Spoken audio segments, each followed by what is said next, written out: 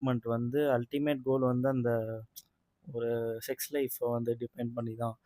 So இவ்வளோ தானடா உனக்கு இதை கொடுத்துட்றேன், இதுக்கப்புறம் நீ வந்து லைஃப்பில் ஃபோக்கஸ் பண்ணு அப்படிங்கிறத வந்து ரொம்ப ஸ்ட்ரெயிட் ஃபார்வர்டாக செம்மையாக சொல்லியிருப்பா. லைக் அவங்களுக்குள்ள இருக்க அந்த க்ளோஸ்னஸ்ஸான மொமெண்ட் முடிஞ்சதுக்கப்புறம் வந்து அழகாக சொல்லுவா. ஒரு பையன் வந்து ஒரு பொண்ணை என்னதான் வந்து நீ ஒரு கவிதை, நீ ஒரு மான்குட்டி அது இதுன்னுலாம் வர்ணிச்சாலும், நான் ஒரு பொண்ணு.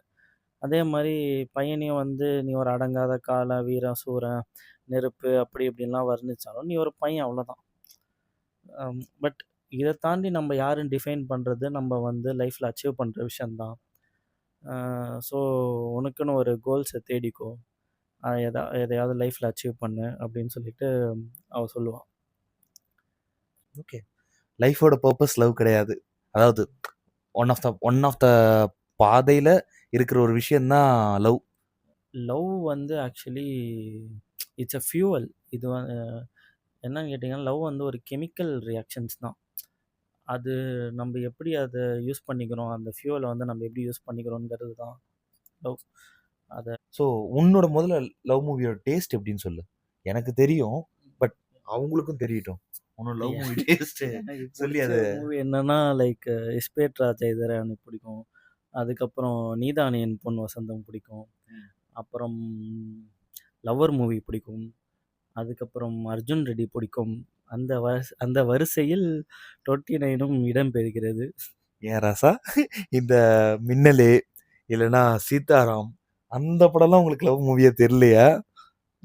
அதுவும் பிடிக்கும். அது லவ் மூவி தான். இப்போ அந்த மாதிரி படம் ரொம்ப பிடிக்கும்.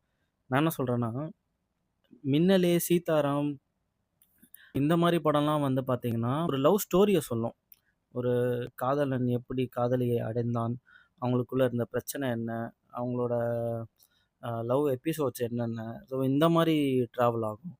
பட் இப்போ நான் சொன்ன லிஸ்ட் ஆஃப் மூவிஸ்லாம் பார்த்தீங்கன்னா, ஒரு பர்சனா ஒரு கேரக்டர் வந்து லவ் எப்படி அஃபெக்ட் பண்ணுது, இல்லை லவ் வந்து அவங்க கேரக்டர் எப்படி அஃபெக்ட் பண்ணுது, இந்த மாதிரி கேரக்டரில் இருக்கிற ஒரு பர்சன் வந்து வேறு மாதிரி கேரக்டரில் இருக்கிற ஒரு பர்சன் கூட சேரும்போது இவங்க 2 பேருக்குள்ளே இருக்க கான்ஃப்ளிக்ட் என்ன அப்படிங்கிற ஒரு விஷயம். ஏன்னா இன் ரியாலிட்டி நம்ம அதிகமாக டீல் பண்ணுறது அதோட தான். மோர் தென் இந்த லவ் ஸ்டோரி, பூ கொடுக்குறது, அதுக்கப்புறம் ஃபேண்டசைஸ் பண்ணுற மொமெண்ட்ஸ் எல்லாம் தாண்டி இன் ரியாலிட்டி பார்த்தீங்கன்னா லவ்னு வந்துட்டா கேரக்டர் டு கேரக்டர் பேட்டில்ஸ் தான் வந்து அதிகமாக இருக்குது. ஸோ அதனால எனக்கு அந்த மாதிரி மூவிஸ் வந்து ரொம்ப பிடிக்கும்.